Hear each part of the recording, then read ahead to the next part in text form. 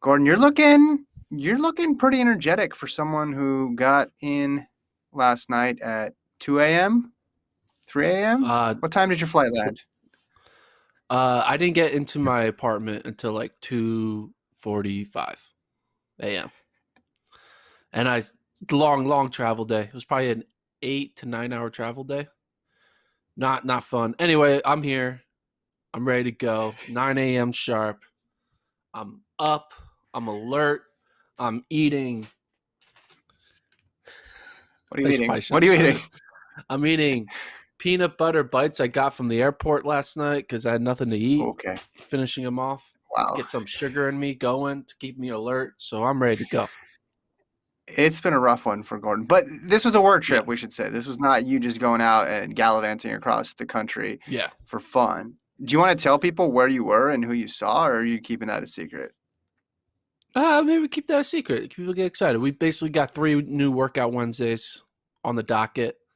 We have a bunch of other workout Wednesdays coming soon. We'll be going to Flag to get a few more. Might get a couple Hmm. more in Texas, great state of Texas. So this spring/summer, we're gonna have a lot of new workout content. Pretty exciting. Yeah, I'm very excited. It'll make your fatigue today all worthwhile when people can There you see go. where you were and what you were doing. In your absence last Friday, I talked to Jenny Simpson. If you haven't checked out that pod, you can find it on YouTube or on Apple Podcasts, Spotify, Stitcher, wherever you listen to podcasts. We talked a little bit about the film that we released on the YouTube page. You can check out both parts now. Transcend Jenny Simpson parts 1 and 2 are up on the YouTube page. And we talked about some highlights from her career, bouncing back from disappointments, and the season ahead, which is rapidly coming into focus, Gordon. And on the sprint side of things, we have some races to break down, and even some middle distance races to break down as well, because there was a pretty big meet here in Miramar, Florida. I'm sure word got to you, even though you were in the midst of filming workouts. I'm sure word got to you about some of these performances. Yeah, I saw some of the reactions on Twitter. But I guess we should start with the biggest moment was that women's 100 meter. Sha'Carri Richardson, 10:72 win legal. Second place was 11:07. It's like it wasn't even close. There was no one even in her range that was there. 10:72. She ran 10:75 right at NCAAs in 2019. Hmm. So Yeah. 2 years later, lowering it by 0.03. Very quick, number 6 all time in the world. Uh that that's something. And she's young. What? Is she 20? She's not even 22 yet. She's probably 21, 20. Mhm. 21. Man, it's impressive. Yeah. Yeah, the thought that okay, she had that race at NCAA's 1075, caught lightning in a bottle, and she may never run that fast again. You throw that out the window real quick. All it took was April until the next championship season for her to put that aside. And you're right, the margin sticks out too, because this race had some good people in it. It wasn't as if she just showed up to a college meet. It was people that she'd be competing against for an Olympic spot. The question then, because it's Olympic year, right? The question then immediately moves into, is she the Olympic favorite now? Is she the gold medal favorite in the 100? I think for sure we can say she's the trials favorite, backs up the number one ranking that you had for her. Good job by you, by the way. I think that was part of her performance, was her trying to live up to that. But on the world scene, you have Shelly Ann Fraser-Pryce, who's won 6 100-meter gold medals, and as early as recently as 2019, ran in the 10.7s as well too. You have Elaine Thompson-Herah, who's the reigning Olympic champion. You have Dina Asher-Smith, who is the silver medalist from 2019 and ran some good races indoor this season. Do you think that Richardson is the gold medal favorite right now in the 100? You ready for this? I'm gonna go with no. Maybe. Oh, I'm gonna go with a okay. no. And it's not because I don't think she's fast enough. I definitely think her times are gold medal favorite marks. Mhm. But the 100 meter is a very high pressure, high stress event where I just feel like you need practice with the international competition, and she has zero.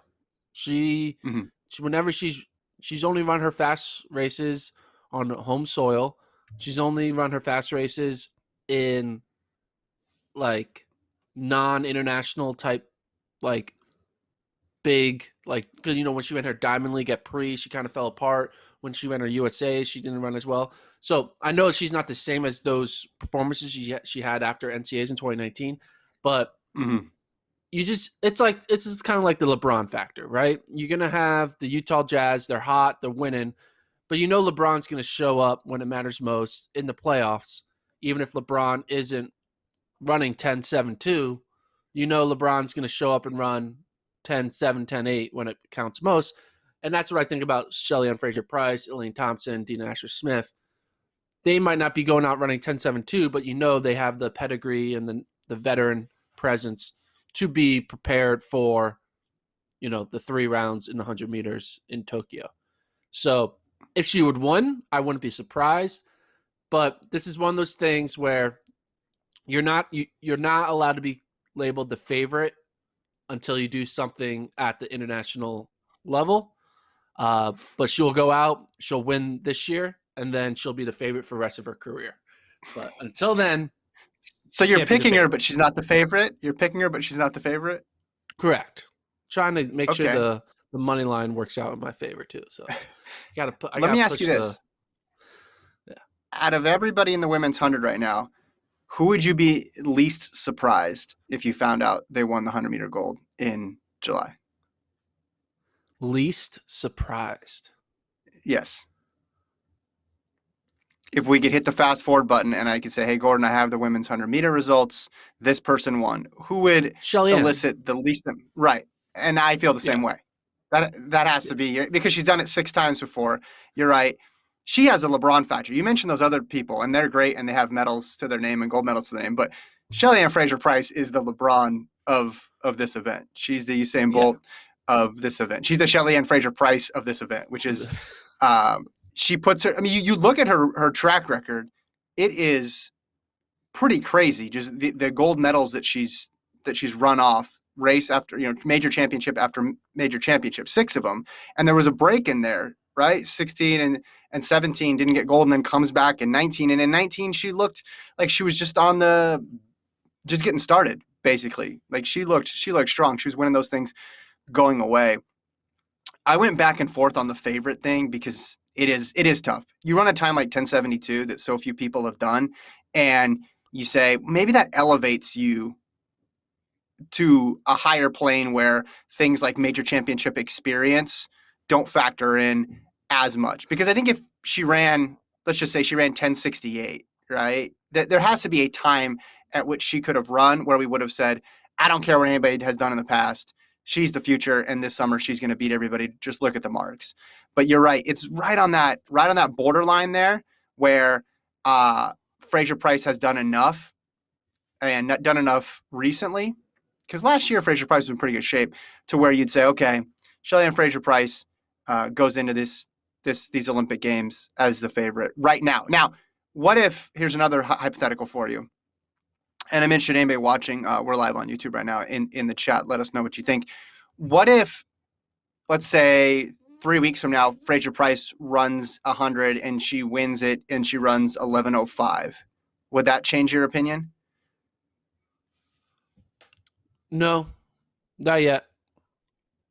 I mean, especially because we're still kind of early out. I mean, yeah.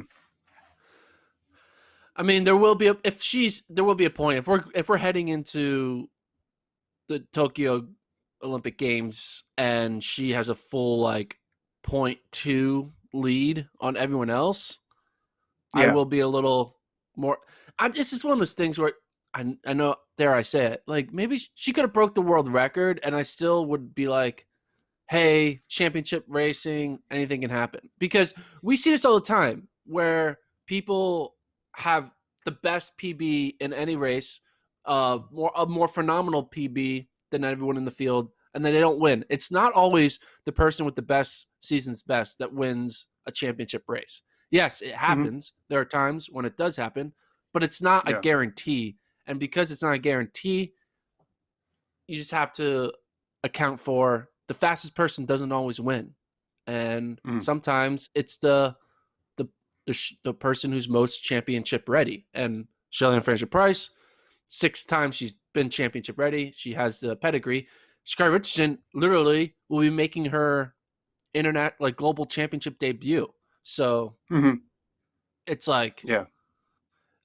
I would probably be more on Sha'Carri Richardson's 100, but more on the gold medal favorite if she would have at least qualified for Doha, got like 8th, or made it into the semifinals in Doha or something like that.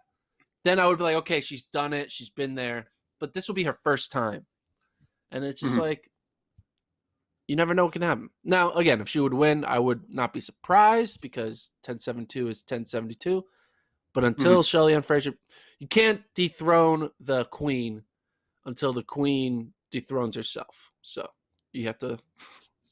Is that a Game of Thrones line or something like that? Did you get a writing credit on the season finale of Game of Thrones? Yeah. I want to clarify something you said, because if Richardson did break the women's 100-meter world record and ran 10:48, I would put her as the favorite. That is one world record where I would throw everything else out and say you are the favorite if you run sub 10:5. Okay, but hold on. That record's out there. His name. I can't believe I forgot his name. This is killing me. Joel Embiid? No, in the 5K, 10K, men. Why am I forgetting his name? Joshua Cheptegei. World record holder. Yeah, Cheptegei. Joshua Cheptegei. Is Cheptegei the favorite in the 5 and the 10? Yes. Yeah, he is. So if Mo Farah shows up, you're not going to be like, hey, maybe Mo Farah might win?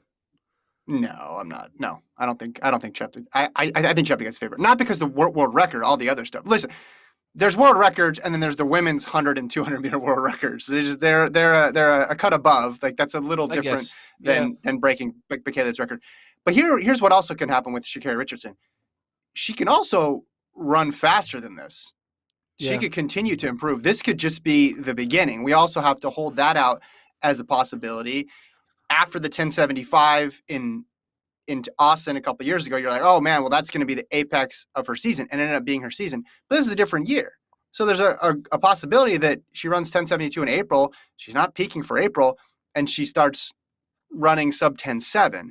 And if that's the case, then the only person really that can beat her in that setting, I guess only people would be Thompson-Herah and Fraser-Pryce. Those would be the only two there who have the capability to go that quickly. It's a good position to be in for Richardson, because you're clearly the best in the United States right now.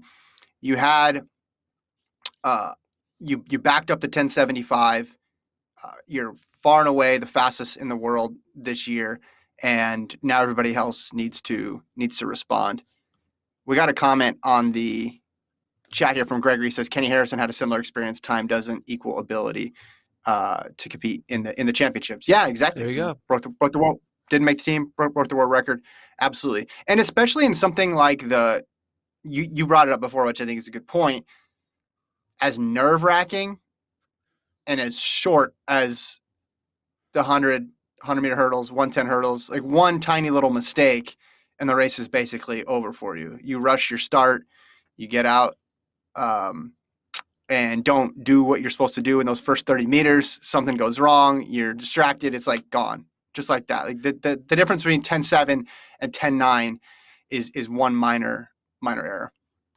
Yeah, and if you think about it, I think a lot of people probably would assume tactical races are where the people with the best PB are most vulnerable, but versus like a sprint event. But I could argue that the 100 is so short that it's actually more vulnerable because there's more mental glitches that can occur. Whereas in a 1500, after you get out bad and you're like, all right, well, let's adjust. Now I'm in this race. So I think in a weird way, maybe the 100 is the hardest race for the best time, because they got that best time because everything went perfect mentally, the start, the drive, all that stuff. Whereas in a 1500 and a 5K, it's kind of like, well, it's not going to be all out world record pace. So, you're just going into a race. So anyway, but yeah, Sha'Carri Richardson, 1072, respect. She's going to win the 100 at the U.S. trials at the bare minimum. Yeah. So, and then you also picked her for the Olympics, but didn't call her the favorite. There you go. Correct. That's the how the it lesson goes, for man. today, folks. Yeah. how No, it I actually understand your logic, which means I'm probably short on rest too if I'm understanding what it is you mean. There we Let's go. stick with your theory of Olympic champions stay Olympic champions until they're dethroned, or at least Olympic champions stay favorites to make the team until they get dethroned. Because Matt Centrowitz ran an 800 in this race and only beat one person, ran 150, got 6. Now, this is not his featured event. He's not an 800-meter runner. He's a 1,500-meter runner.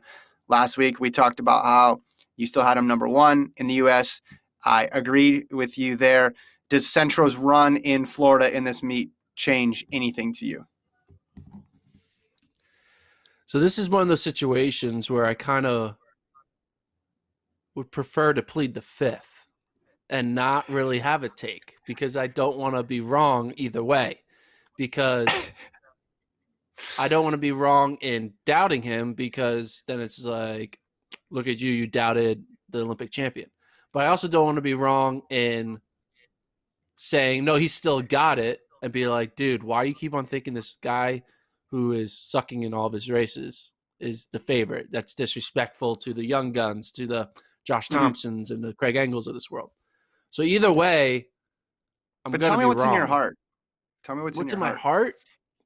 Yeah. What's in my heart is my heart is maybe he's not the favorite. That's in my heart. To make the team? I don't know if win? it's to win. I don't know if it's in my heart yet that he won't make the team. I don't know if that's in my heart yet, but my heart is starting to beat. It's starting to race a bit. It's starting to get a little movement.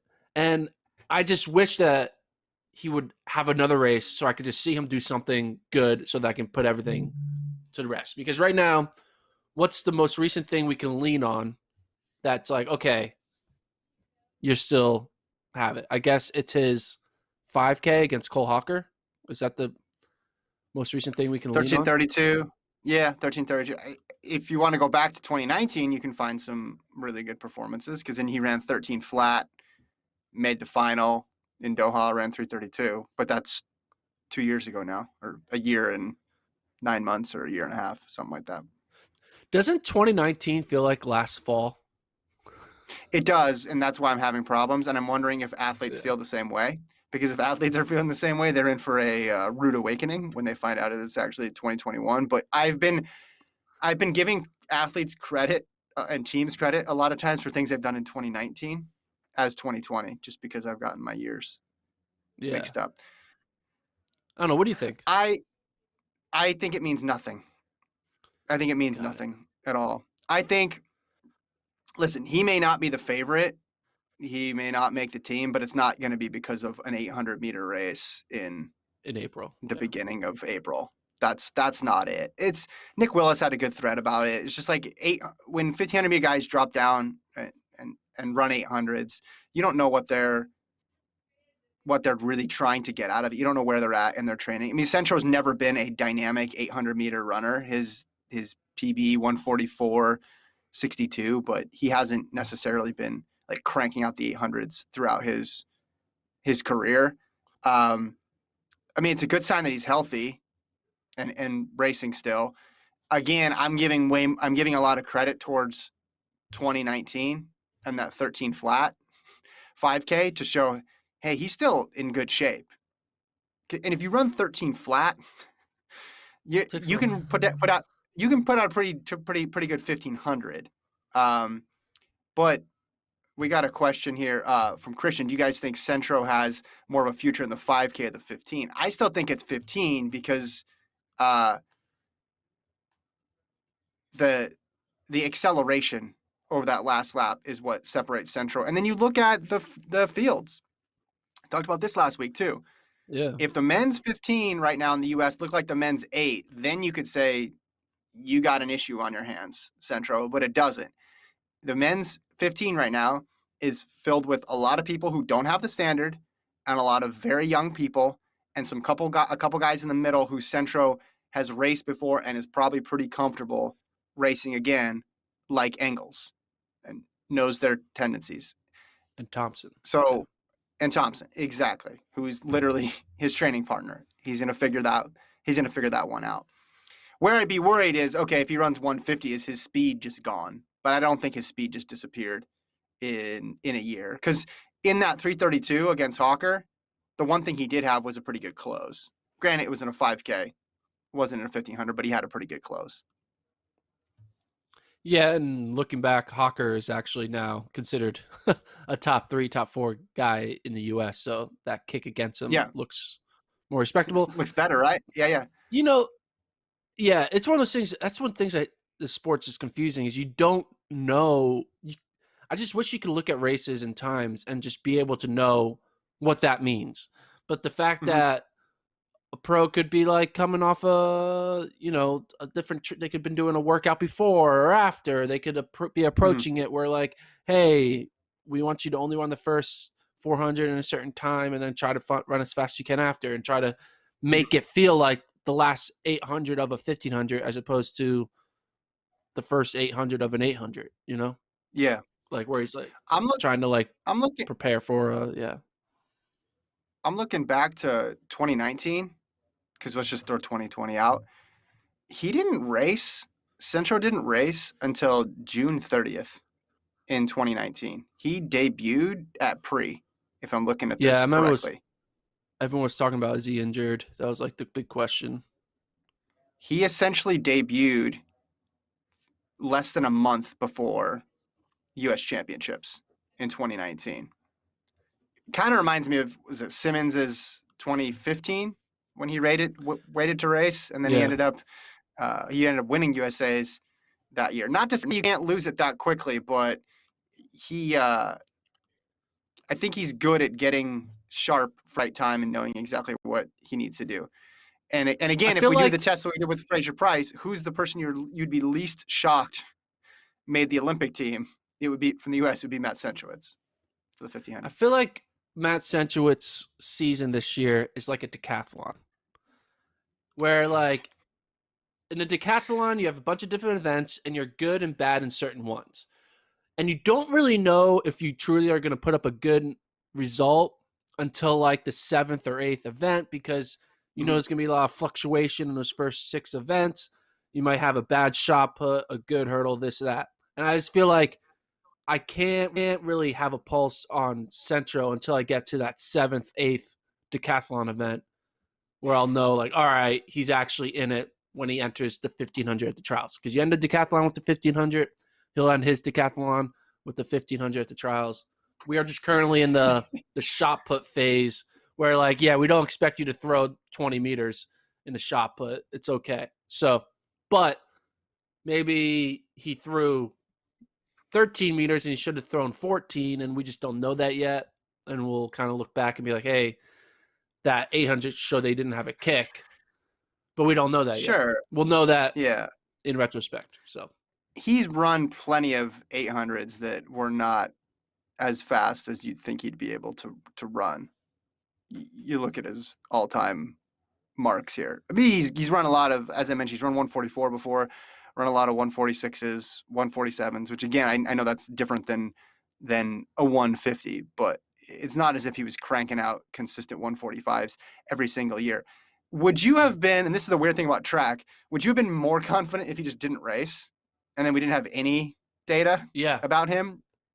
And that's weird, right? It's a weird part of the sport. 100%. But that shouldn't be the case. If he didn't race at all, say he debuted at the trials, we'd probably give him more of a chance than if he ran races leading up to it that were below his standard. It's just interesting the way the sport works out. Let's go back to the sprints, though. Laura in the chat, she wanted to know about the 400, and that was on my list of things to talk about because the 400 is getting real, Gordon.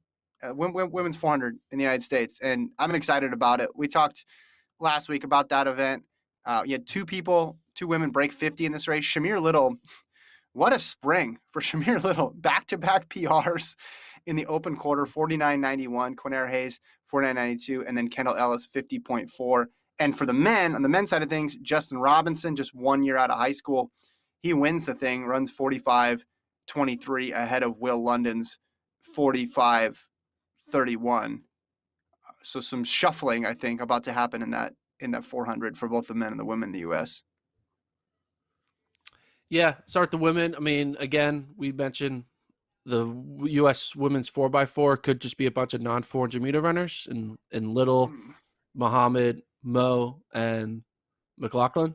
I think that would actually that potentially probably would be better.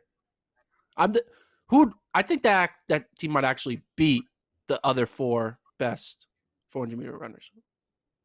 Like after Little runs 49.9, I think it's safe to say our non-400 meter runners are better than our 400 meter runners. Yeah. Well, but Little's both though, in a way now, no. isn't she? How many sub 50s do you have to run before you become a 400 meter runner? You're not a 400 meter runner if you skip the event at the trials. You're not one. Yeah. I think she's going to run it. I hope we see a lot of people do that double. We couldn't get the 15.5 double. Can we get the 400 hurdles double? That'd be a fair trade, right? I'd take Ashley that. Spencer tried it. Ashley Spencer tried it, I think, in 2016, and it didn't go well. I think she made. No, I don't think she ran in 2016. Maybe it was 2012. I just remember someone trying it, and it didn't go well. They just got tired. They just went. Maybe Think it was was 12. That's 6 400s, man. That's a lot of 400s. Yeah, but she's jogging through those rounds and stuff. You get the break in between. I want to see it. Anyway, back to your point. Ooh. Did you have a point before? Was there a point? Did you see the YouTube comment? I didn't. Did they not like you? Aha! Yes. I was hoping he would be back. Which one of you said I was trolling when I mentioned Quinair Hayes in your discussion last week? That was Gordon, the gentleman on the left of your screen. And Mr. Leverage King, you'll be happy to know as soon as Quinair Hayes ran that time, I texted Gordon and said, I guess the YouTubers knew what was what. What was what? Hold on, though. Before we do that, you were accurate. 2016, Spencer did do both. She made it in the 400 hurdles. She ran 54.02, which was after the 400. So she did the open 400 first, got 7th, and then made it in the 400 hurdles. That seems like a reason to do it, not a reason not to do it. It worked out fine. Yeah, I guess so. Yeah. I was confusing 12 and 12. She didn't. 12 she ran juniors instead of Olympics, which was an interesting decision. Anyway. Talk about Quinair Hayes. Yeah, I thought she was on the downward trajectory from her peak from a few years ago. Clearly, I am wrong. She is not on that downward trajectory. She's actually still going upward and plateauing as a 49-second 400 meter runner. Yeah, I was wrong. I'm willing to eat that crow. She's in that conversation now to be a top 3. Like, you don't fake 49s. You can fake a 51 indoor and be like, hey, I won the race because I ran 51 seconds indoor and not really be legit. 49 outdoors is legit. So, I got added her to the list of potential top 3 spots. Well, this event needed some big marks getting put down. We talked about how it was a little slower than normal back in 2019 before it got going. So I'm excited. I'm excited for the women's 400 now. I hope we get to see at least one, possibly 2 of these 400 meter hurdlers decide to run the open quarter, because it's going to be exciting when you throw in Jonathas and Phyllis Francis and Allison Felix and everybody else. Just there's going to be a lot of big names in there, which I think is pretty cool. But Leverage King, tell us who else we should be on the lookout for, because you kind of nailed that Quinair Hayes pick. Also, Quinair Hayes, she's run 49.7 back in 2017. So this is that's the thing. It's 2017. It's 2021, man. That was a long time ago. Yeah, I know, but she's done it before. She had a 49.9 in 2016. So this was her 3rd sub 50 performance. People come out when it's time for the Olympics. I guess people come out. This is good. Men, with Justin Robinson running that, is he the favorite for that 3rd spot behind Norman and Curley? Well, first of Would you all, say? why is he not in high school? I mean, why is he not in college? Do you know? Did you find out? He was supposed to be at I Arizona don't State, know. right? Yeah, he committed to Arizona State and is not at Arizona State. But whatever he's doing, he's still running fast. And if he makes the Olympic team, who can begrudge him for making that Yeah. decision? I don't know. I mean, That's the short answer. looking good, beating a legit field, low 45s, good this early in the season. He's Yeah. definitely going to be in the conversation. I really feel like that third spot is just a hodgepodge of guys. We're just going to shuffle up, and whoever is really on that week is going to get it. Mhm. I don't think there's really going to ever be a favorite for that third. I think it's just going to be, hey, here's a group of 8 guys. One of them will Yeah. show up. Yeah. That's right. Will London was still in the mix there. He's only 8/100ths behind. And obviously you're going to have, Cherry and Norwood. And I think we're going to get another, I don't know if it'll be someone, I don't know if it'll be someone who's in college right now or maybe somebody the first year out of college who's going to pop too. There's going to be another young person who I think is going to have that capability. There's a lot of guys already who have run 44 seconds in college. Bryce Dedman, Johnny Blockberger, and Ja'Cory Patterson, all I think Americans, have all run sub 45. So Johnny Well, didn't Noah Blockberger. Williams do it indoors too? That's a great name. Johnny Blockberger. Where's he from? What do you think Johnny Blockberger looks like? Goes to Arizona. I wouldn't even venture to guess.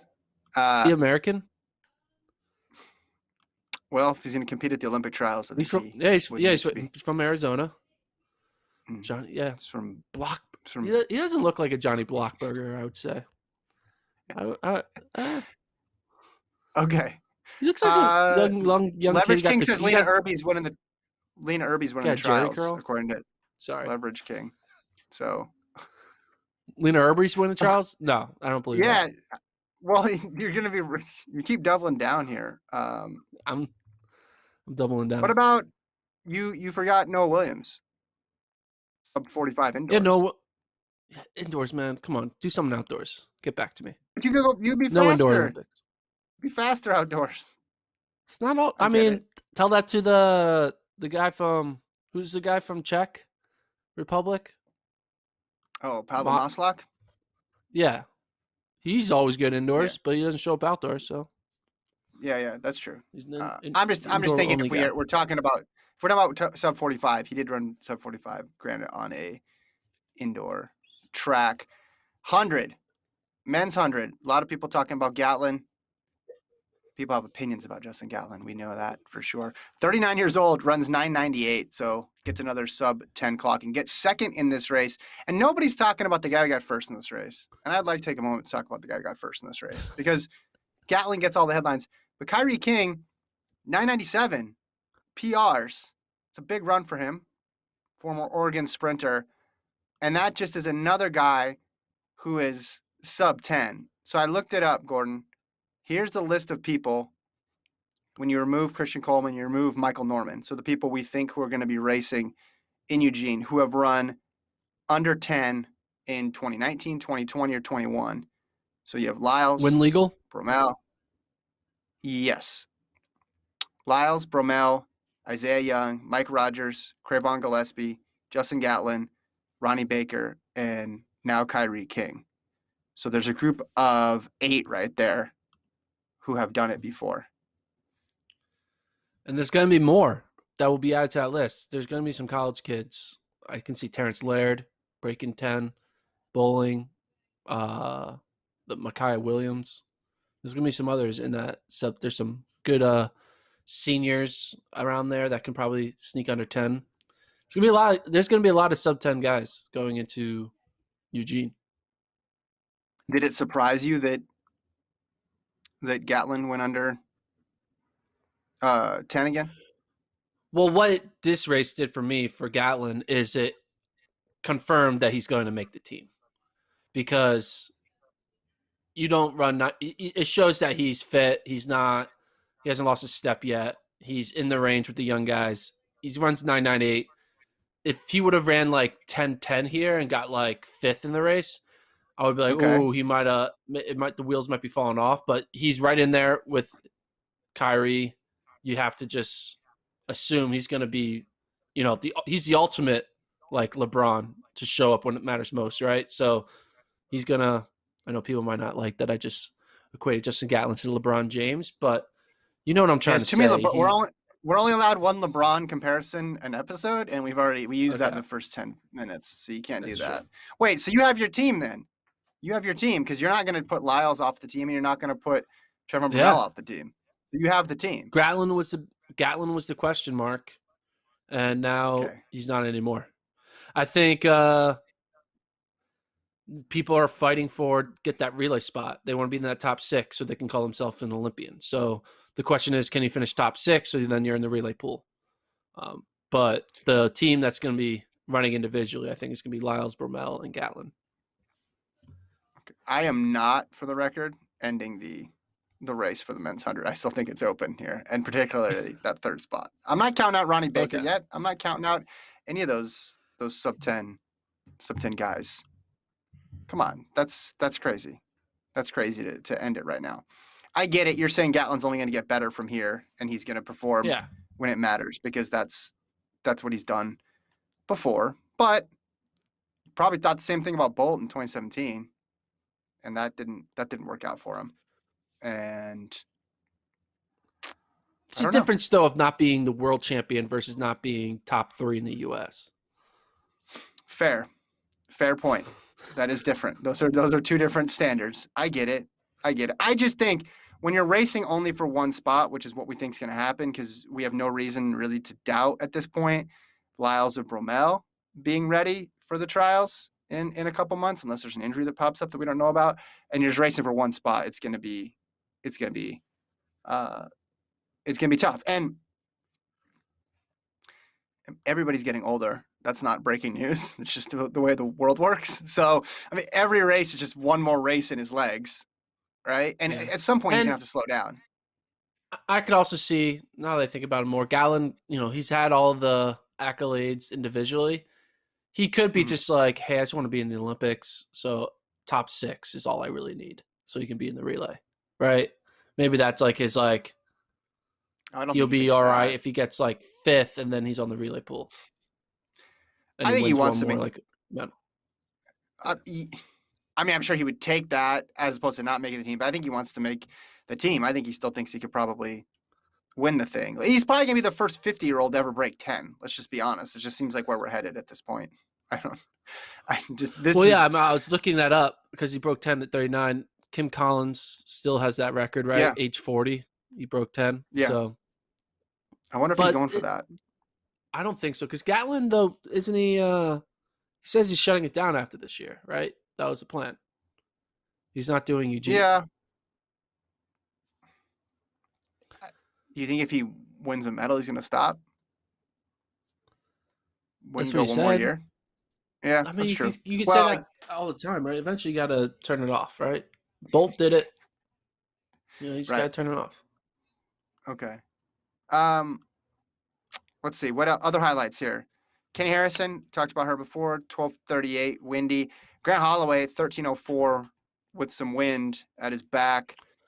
Doesn't really help that much in the hurdles, though. Beats Daniel Roberts, who ran 13:30. This is what we're expecting. Did I make the bold prediction that Grant Holloway was going to break the world record this year? Was that this podcast? I'm not sure. If I didn't, I regret it. And if I did, I'm glad, because I think when you're on 13:0s in April, he's just going to be another. He's just going to continue what he was doing indoors. He's going to take it to outdoors. And I think we're going to see a bunch of sub 13s coming. I think he's going to get the world record by the end of the year.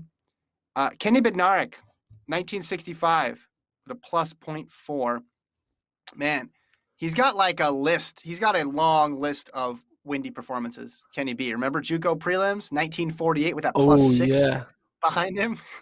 Yeah, get some wind behind it, Kenny. He's flying, but he just dominates this race, Gordon. So I think for sure, we talked about before how the 200 is going to shake out. Obviously, Lyles is on that team. I think Kenny B is going to be on the squad as well, and then you just have that third spot, maybe Terrence Laird, who ran that 1981, maybe somebody else. What other highlights did you want to mention here from this Miramar meet before we talk about? We got some requests to talk about NAU's 1500, and then I wanted to talk about some other results. Yeah, I mean, nothing else too crazy, to be honest. It was nice to see all the people that we expect to be in the finals and the trials, and from the 100 up to the 400 hurdles, see them all compete, right? We've been getting a lot of like pop-up distance track meets, but we haven't been getting a lot of sprinter-based meets, or sprinter-based meets where they try, because we had a few where they would jog, right? So you kind of forget that these men and women are out there being the best in the world training, and you kind of forget that they have this speed. You think it's all gone because all we're looking at is U.S. distance running. But now that we see these sprinters come alive, it's pretty exciting. So in general, I was just happy to have like, all right, track is now actually back, because now we got the sprint side of things, and it's exciting. So that was my take. Yeah, just excitement. It's one thing to have them come back and race. It's another thing to have them race each other. And that second part was missing for a while. People would run in small meets and you wouldn't get everybody together. But now you're getting more and more meets where everybody, and they're running fast. Yeah, exactly. Yeah. They're getting on the same line and they're actually going for it. We're only a little over 2 months away from the trials, and it makes sense that now it would be ramping up. One person I want to mention, let's see, Kenny Selman's been doing big things in the 4-meter hurdles in that event in the U.S. Once you get past Brad Benjamin, there's definitely some open spots. So keep an eye on him. Ajay Wilson was just super smooth again, 2 flat, 57. I think she's gold medal favorite right now. I'll say that. Gregory wants to know, would they pull Norman down for the 4x1? I know you want that to happen, Gordon, but will they do that? I want that to happen. Yeah. Does that count? I want Norman. The things that we want to happen count as will happen? I want Norman to do 6 events at the Olympics. I want him to do the 1, the 2, the 4, 4x1, 4x4, mixed 4x4. And you could argue he could win at least. You could argue that he could win Olympic gold in every single one of those events. If you could argue, you can't guarantee it, but you could argue he would. And it was in a pool. Yeah. That's what he'd be doing. Yeah. I mean, that's why. That's what. Yeah, it'd be great if our sport could handle that better, right? I mean, like he could be the Phelps. It'd be incredible. Why not? Unfortunately, just go for it. On land instead of water. I think. Let's see. The question is, would they? No. Should they? Yes. And then would he even want to? I think, he might want to. I haven't looked at the Olympic schedule. I'm guessing they're keeping the have they put it back to 4x4 at the end? I'm not sure. But adding extra stuff after what happened in 2019, I don't think is on his priority list. But I think everybody wants to be on a relay because that's fun. Doesn't matter if you're in 9th grade or you're a pro at the Olympics. I think you want to be on the relay. I think he'll have his hands full just with the quarter and then the 4x4. You know what they're going to do is. Go ahead. Allison Felix is going to finish 8th at the trials, but she'll be a member of the prelim squad of the 4x4 and the prelim squad of the mixed 4x4, so they can give her 2 more medals. That's exactly what they're definitely going to do. Yeah. Allison Felix, I think, the queen of collecting relay medals. That's what she's really good at. So, well, even she acknowledged in Doha when someone asked, how does this mixed relay stack up to your other ones? She was like, yeah, it's not the same. And she was very upfront about it. But 400-meter runners, man, they get a lot of opportunities. 400-meter runners and 100-meter runners too. If you think about it, with the rounds, just that your chances of medaling are so much higher. 400 now, it's crazy with the with the mixed gender race. So Laura wants to any other meets like Miramar set up in the next couple weeks. There are more of these USATF meets that are going to get going.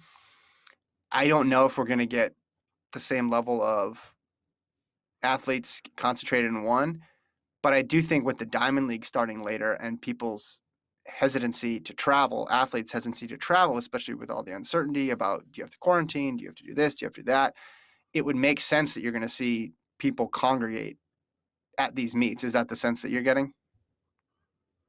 Yeah, I mean, I know Eugene and Mount Sac are both holding, Yeah. World Athletics Continental Tour, so I think those are going to have a good sprint presence, U.S. sprint presence.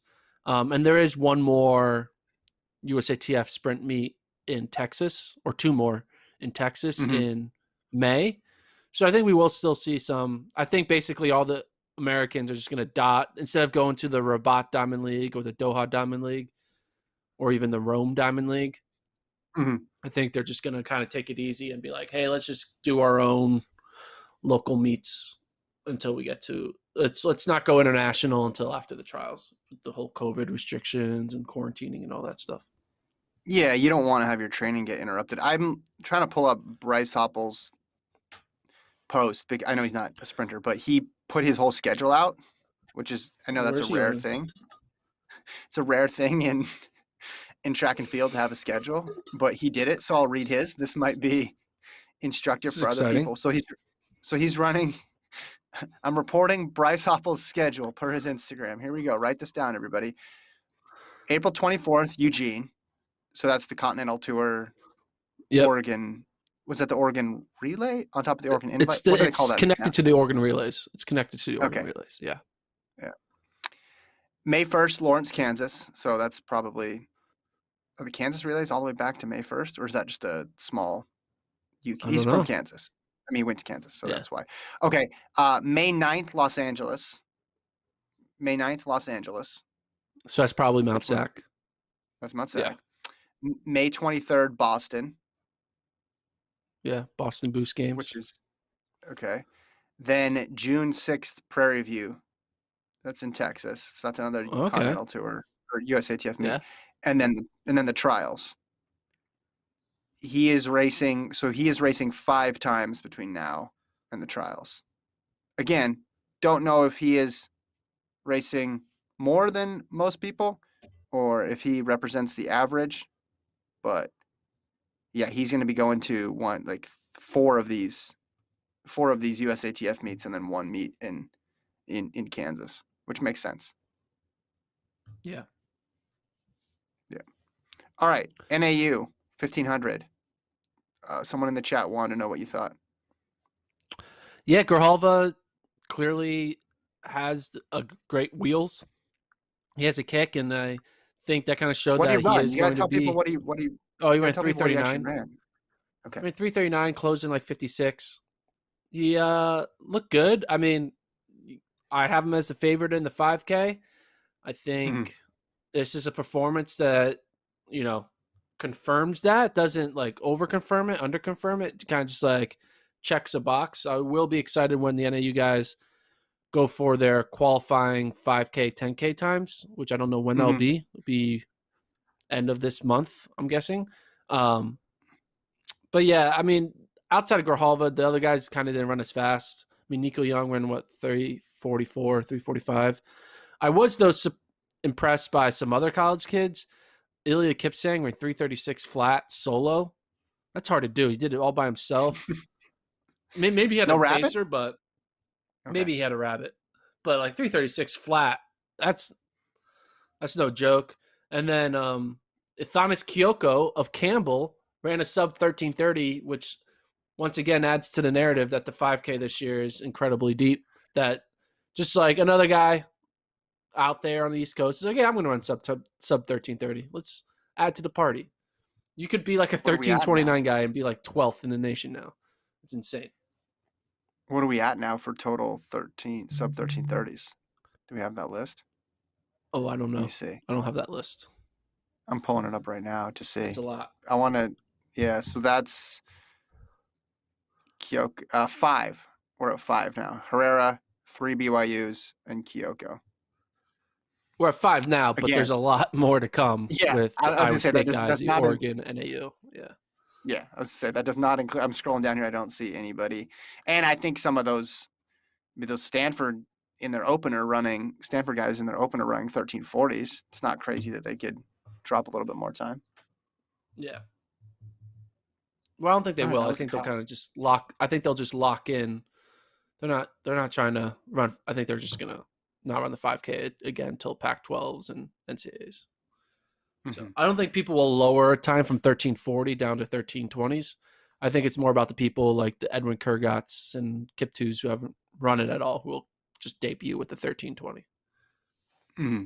So I also anyway, wanted to bring all up. around, I mean, there was a college kid who ran 10 flat from Coppin State, Joseph Oh, Amoa. yeah. It was 3-point wind, so it wasn't wind legal, but still pretty good. Nothing else too crazy. It's kind of like a middling week for collegiate track and field. There were some fast. You know what? There's one guy I think we need to start. I'm trying to get ahead of it. All right, I'm trying to get ahead of it. It's April Mm-hmm. 12th, 2021, and I need a new guy. I need someone to kind of just like fall in love with. You know, I was ahead of the Mercy Chilangat fan club back in the summer.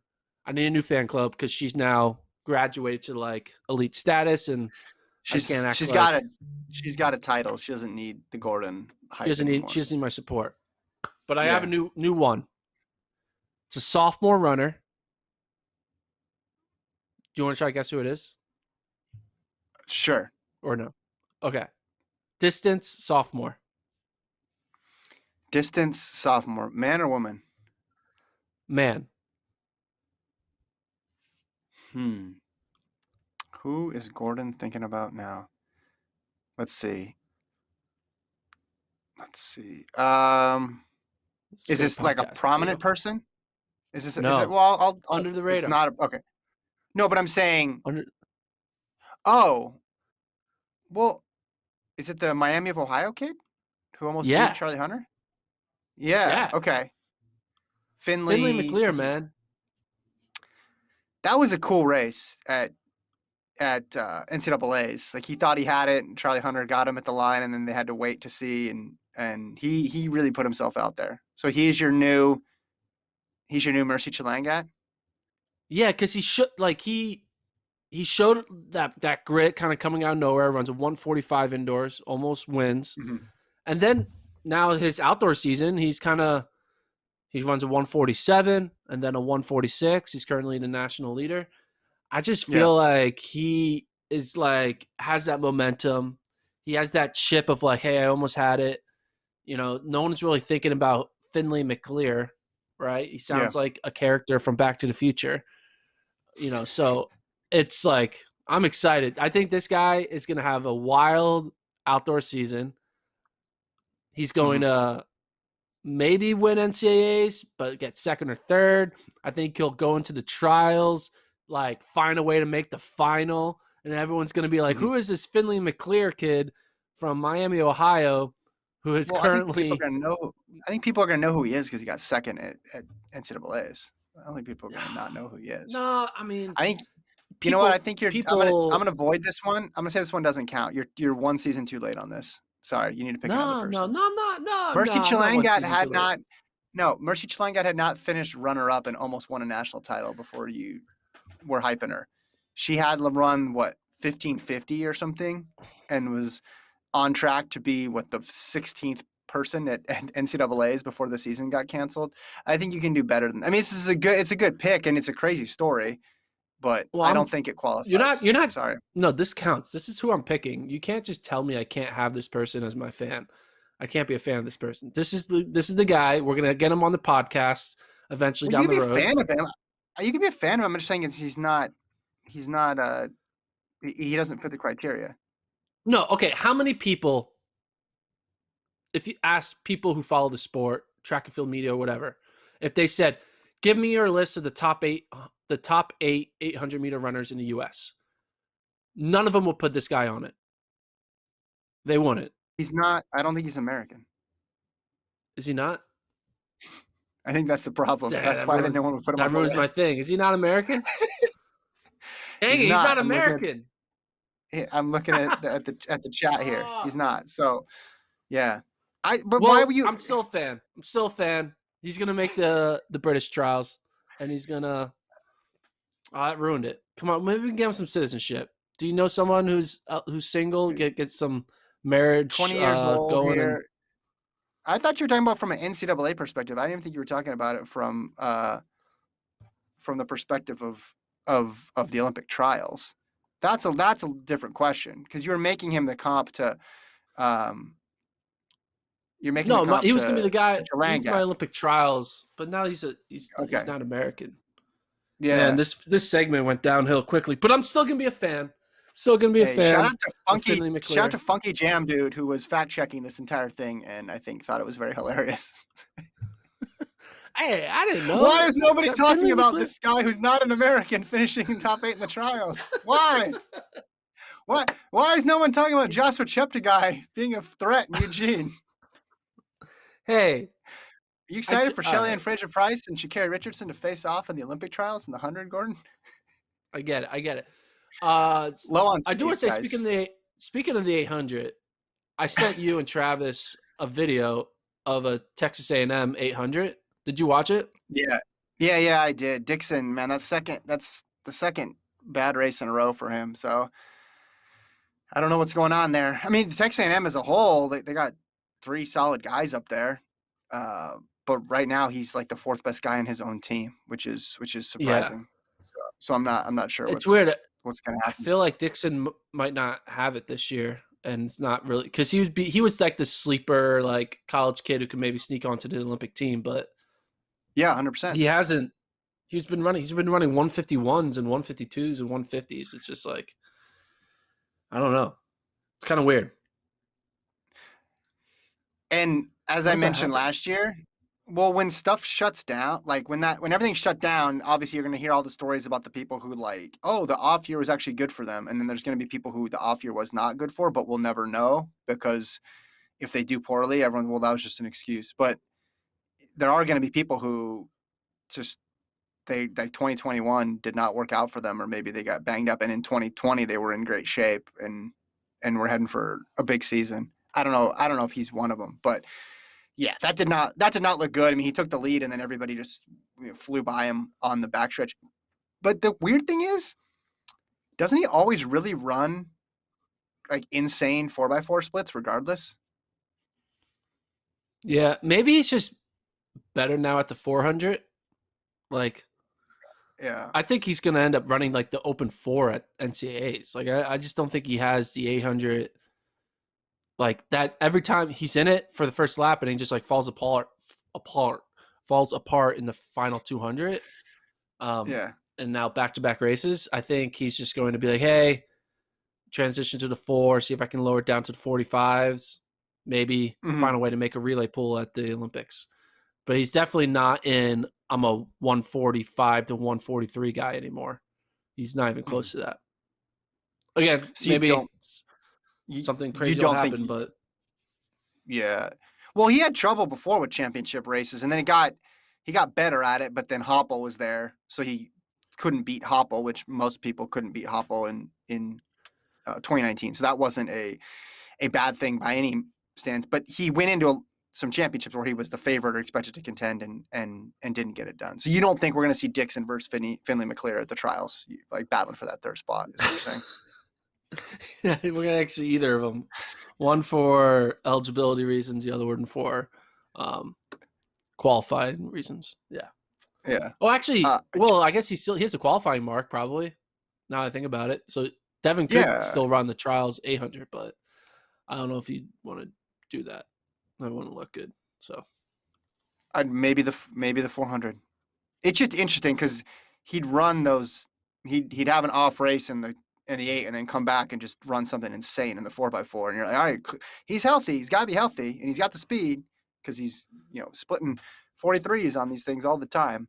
All right, I want to shout out Deanna Price, American record, hammer throw over the weekend, 78.6. She's now the third all-time behind Anita Wilarczyk, who has about the top 15 hammer marks of all time. It's insane.